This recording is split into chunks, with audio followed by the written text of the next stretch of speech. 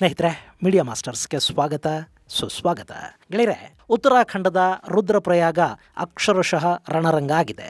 ಅಲ್ಲಿನ ಗುರುದ್ವಾರವೊಂದನ್ನ ನಿಹಾಂಗ್ ಪಂಥದ ಸಿಖ್ಖರು ತಮ್ಮ ವಶಕ್ಕೆ ತಗೊಂಡಿದ್ದಾರೆ. ಆ ಗುರುದ್ವಾರದಲ್ಲಿ ಸಾಕಷ್ಟು ಭಕ್ತರು ಕೂಡ ಇದ್ದು ಅವರೆಲ್ಲರನ್ನ ಒತ್ತೆಯಾಳುಗಳನ್ನಾಗಿ ಇಟ್ಟುಕೊಳ್ಳಲಾಗಿದೆ. ಈ ಮೂಲಕ ಇತ್ತೀಚೆಗೆ ಉತ್ತರಾಖಂಡ ಪೊಲೀಸರು ಬಂಧಿಸಿದ 4 ಸಿಖ್ಖರನ್ನ ಬಿಡುಗಡೆಗೊಳಿಸಬೇಕು ಅನ್ನೋ ಬೇಡಿಕೆಯನ್ನ ನಿಹಾಂಗರಿಟ್ಟಿದ್ದಾರೆ. ಆ ಗುರುದ್ವಾರದ ಸುತ್ತ ಬಿಗಿ ಪೊಲೀಸ್ ಬಂದೋಬಸ್ತನ್ನ ಏರ್ಪಡಿಸಿದ್ದು ಒತ್ತೆಯಾಳುಗಳನ್ನ ಬಿಡಿಸಿಕೊಳ್ಳುವ ಪ್ರಯತ್ನಗಳು ಕೂಡ ಆರಂಭ ಆಗಿವೆ. ಹಾಗಾದ್ರೆ ಏನಿದು ಸಿಖ್ಖರೇ ಗುರುದ್ವಾರವನ್ನು ಒತ್ತೆ ಇಟ್ಟುಕೊಂಡಿರೋ ಪ್ರಕರಣ? ಹಾಗಾದ್ರೆ ಚಮೋಲಿಯಲ್ಲಿ ಬಂಧಿತರಾಗಿರುವ 4 ಸಿಖ್ಖರು ಯಾರು, ಅವರ ಮೇಲಿನ ಆರೋಪ ಏನು ಅನ್ನೋದರ ಬಗ್ಗೆ ಒಂದಷ್ಟು ಮಾಹಿತಿಯನ್ನ ನಾವಿಲ್ಲಿ ನೋಡೋಣ.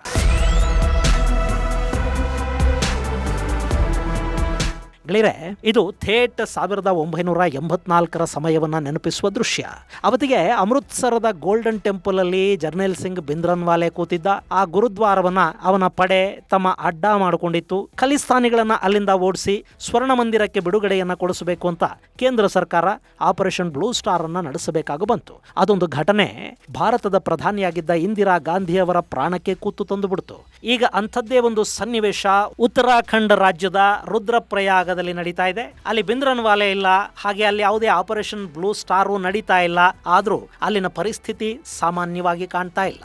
ಅಲ್ಲಿ ಪೊಲೀಸ್ ಇದೆ, ರಿಸರ್ವ್ ಪೊಲೀಸ್ ಅನ್ನ ನಿಯೋಜನೆ ಮಾಡಲಾಗಿದೆ. ಪೊಲೀಸರು ಕೊಡ್ತಾ ಇರೋ ಮಾಹಿತಿ ಪ್ರಕಾರ ಪರಿಸ್ಥಿತಿ ಶಾಂತವಾಗಿದೆಯಂತೆ, ಎಲ್ಲವೂ ಅವರ ಕಂಟ್ರೋಲ್ ಅಲ್ಲೇ ಇದೆಯಂತೆ. ಆದ್ರೂ ಅಲ್ಲಿರೋ ಗುರುದ್ವಾರದ 3ನೇ ಮಹಡಿಯಲ್ಲಿ ಶಸ್ತ್ರಸಜ್ಜಿತ ನಿಹಾಂಗ ಸಿಖ್ಖರು ಕಾಣಿಸ್ಕೊಳ್ತಾ ಇದ್ದಾರೆ. ಗುರುದ್ವಾರದ ಎಲ್ಲ ಬಾಗಿಲುಗಳನ್ನು ಮುಚ್ಚಲಾಗಿದೆ. ಅಲ್ಲದೆ ಅಲ್ಲಿ ಸಾಕಷ್ಟು ಮಂದಿ ಪ್ರಾರ್ಥನೆಗೆ ಅಂತ ಬಂದಿದ್ದವರನ್ನ ಒತ್ತೆಯಾಳುಗಳನ್ನಾಗಿ ಕೂಡ ಇಟ್ಟುಕೊಳ್ಳಲಾಗಿದೆ. ಈ ಬಗ್ಗೆ ಪೊಲೀಸರು ಸರಿಯಾದ ಮಾಹಿತಿಯನ್ನು ಕೊಡ್ತಾ ಇಲ್ಲ ಅಷ್ಟೇ.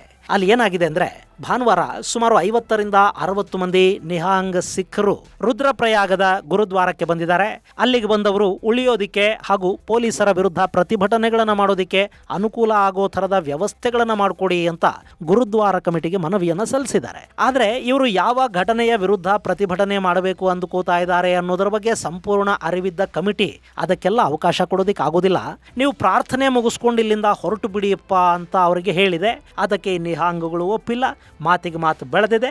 ನಿಹಾಂಗರ ತಂಡ ಆ ಗುರುದ್ವಾರವನ್ನು ತಮ್ಮ ಹಿಡಿತಕ್ಕೆ ತಗೊಂಡು ಕೂತಿದೆ. ಅಲ್ಲಿ ನಿಹಾಂಗ್ ಅನ್ನೋದು ಸಿಖ್ ಪಂಥದ ವಾರಿಯರ್ ಮಾಂಕ್ಸ್ ಗ್ರೂಪ್. ಅವರು ಪ್ರತಿಭಟನೆ ಮಾಡ್ತೀವಿ, ವ್ಯವಸ್ಥೆ ಮಾಡಿಕೊಡಿ ಅಂದ್ರೆ ಗುರುದ್ವಾರ ಕಮಿಟಿ ಅದಕ್ಕೆ ನಿರಾಕರಿಸಿದ್ದು ಯಾಕೆ? ಇದು ಅರ್ಥ ಆಗಬೇಕು ಅಂದ್ರೆ ಅರೆಸ್ಟ್ ಆದ ನಿಹಾಂಗರು ಏನು ಮಾಡಿದ್ರು ಅನ್ನೋದನ್ನ ನಾವು ಮೊದಲು ತಿಳ್ಕೋಬೇಕು.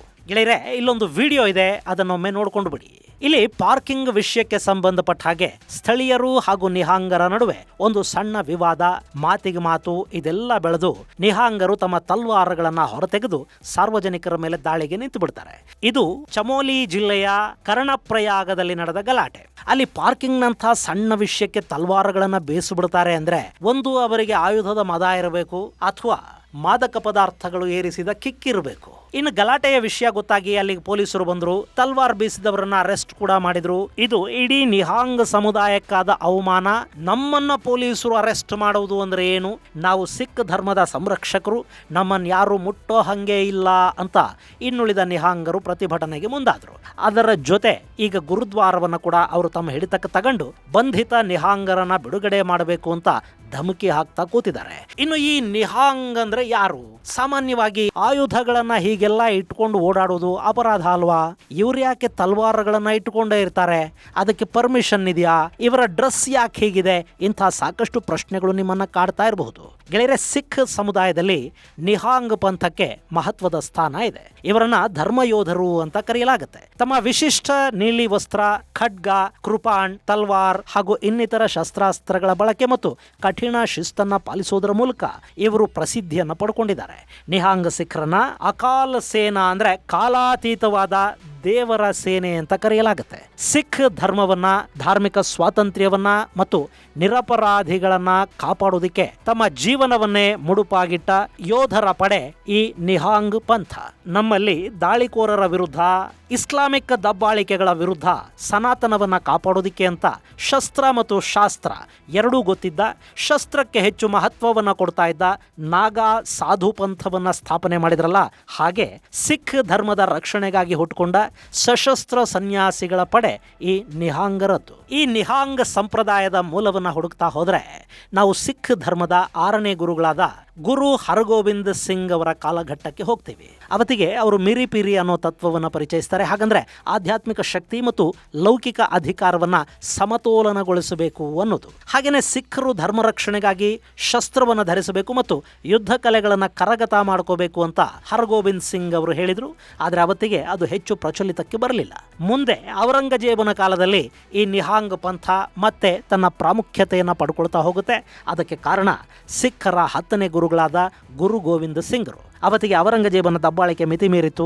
ಮೊಘಲರ ಅಟ್ಟಹಾಸದ ವಿರುದ್ಧ ಹೋರಾಡೋದಕ್ಕೆ ಗುರು ಗೋವಿಂದ ಸಿಂಗ್ರು ಸಿಖ್ ಸಿಂಹಗಳನ್ನು ತಯಾರು ಮಾಡೋದಕ್ಕೆ ನಿಂತರು.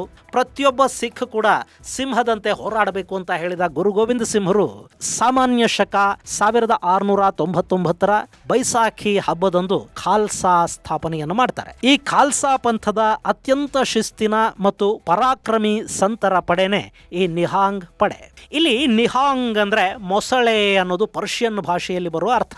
ಹಾಗೆ ಭಯವಿಲ್ಲದ ಯೋಧ ಅಂತಲೂ ಲೌಕಿಕ ಆಸೆಗಳಿಂದ ದೂರ ಇರುವವರು ಅಂತಲೂ ಹೇಳಲಾಗತ್ತೆ. ಸಂಸ್ಕೃತದಲ್ಲಿ ನಿಹಾಂಗ್ ಅಂದ್ರೆ ಆಸೆಗಳನ್ನ ಬಿಟ್ಟವನು ಅಂತ ಅರ್ಥ. ಈ ಪಂಥದ ಯೋಧರು ನೀಲಿ ಬಣ್ಣದ ಬಟ್ಟೆಯನ್ನ ಧರಿಸ್ತಾರೆ. ನೀಲಿ ಬಣ್ಣ ಧೈರ್ಯ, ಶೌರ್ಯ ಮತ್ತು ಭಕ್ತಿಯ ಸಂಕೇತ.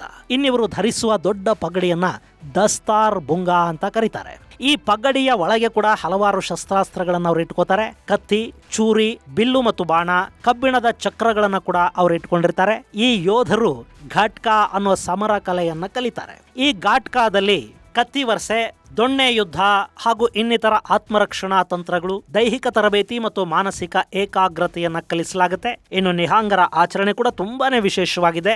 ಅದನ್ನು ಅವರು ಅತ್ಯಂತ ಶಿಸ್ತಿನಿಂದ ಪಾಲಿಸ್ತಾರೆ. ಅವರು ಸಿಖ್ ಧರ್ಮದ ವಿಷಯದಲ್ಲಿ ಅಚಲ ಭಕ್ತಿಯನ್ನ ಹೊಂದಿರುವುದರ ಜೊತೆಗೆ ದಿನನಿತ್ಯದ ಪ್ರಾರ್ಥನೆಗಳು, ಮಾನವ ಸೇವೆಯನ್ನ ಕೂಡ ಮಾಡ್ತಾರೆ. ಹಾಗೆ ಈ ಪಂಥದ ಶಾಶ್ವತ ಗುರುವನ್ನಾಗಿ ಗುರು ಗೋವಿಂದ ಸಿಂಗ್ರನ್ನ ಆರಾಧಿಸಲಾಗುತ್ತೆ. ಹಾಗೆ ನೋಡಿದ್ರೆ ಗುರು ಗೋವಿಂದ್ ಸಿಂಗ್ರು ಈ ಪಂಥವನ್ನ ಶುರು ಮಾಡಿದ್ದೆ ಮೊಘಲರ ವಿರುದ್ಧ ಹೋರಾಟ ಮಾಡೋದಕ್ಕೆ. ಆ ಸಂದರ್ಭದಲ್ಲಿ ಮೊಘಲರ ದೌರ್ಜನ್ಯವನ್ನ ಎದುರಿಸುವ ನಿಟ್ಟಲ್ಲಿ ನಿಹಾಂಗ್ ಯೋಧರು ಪ್ರಮುಖ ಪಾತ್ರವನ್ನ ವಹಿಸಿದ್ರು. ಹಾಗೆ ಆಫ್ಘನ್ ದೊರೆ ಅಹಮದ್ ಶಾ ದುರಾನಿ ವಿರುದ್ಧ ಕೂಡ ನಿಹಾಂಗ್ ಯೋಧರು ಹೋರಾಡಿ ಪಂಜಾಬ್ ಪ್ರದೇಶದ ರಕ್ಷಣೆಯನ್ನು ಮಾಡ್ತಾರೆ. ಇನ್ನು ಮಹಾರಾಜ ರಣಜಿತ್ ಸಿಂಗ್ ಕಾಲದಲ್ಲಿ ನಿಹಾಂಗ್ ಸಿಖ್ರು ಸೇನೆಯಲ್ಲಿ ಪ್ರಮುಖ ಪಾತ್ರದಲ್ಲಿ ಗುರುತಿಸಿಕೊಂಡಿದ್ರು. ಹಾಗೆ ಬ್ರಿಟಿಷರ ಕಾಲದಲ್ಲಿ ಕೂಡ ನಿಹಾಂಗ್ ಪಂಥ ತಮ್ಮ ಧಾರ್ಮಿಕ ಕೇಂದ್ರಗಳ ರಕ್ಷಣೆಯಲ್ಲಿ ತೊಡಗಿಸಿಕೊಂಡಿತ್ತು.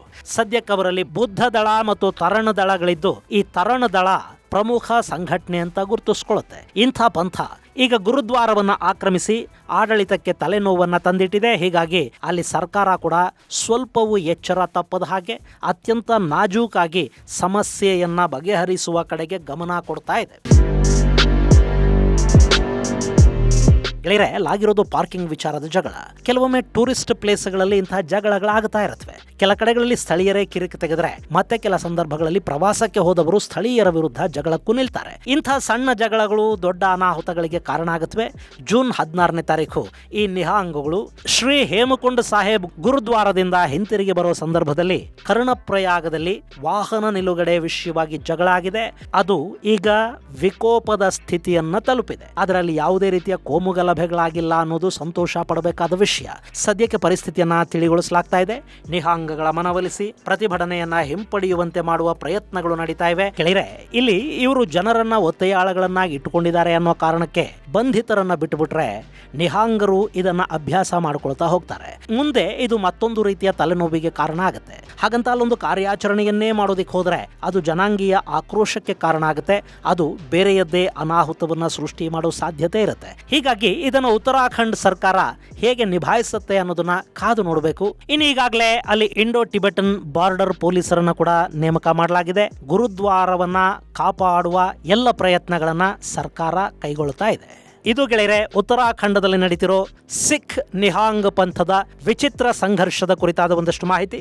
ಮುಂದಿನ ಸಂಚಿಕೆಯಲ್ಲಿ ಮತ್ತಷ್ಟು ವಿಶೇಷಗಳ ಜೊತೆ ಮತ್ತೆ ಭೇಟಿಯಾಗೋಣ. ಅಲ್ಲಿವರೆಗೆ ಜೈ ಹಿಂದ್, ಜೈ ಕರ್ನಾಟಕ.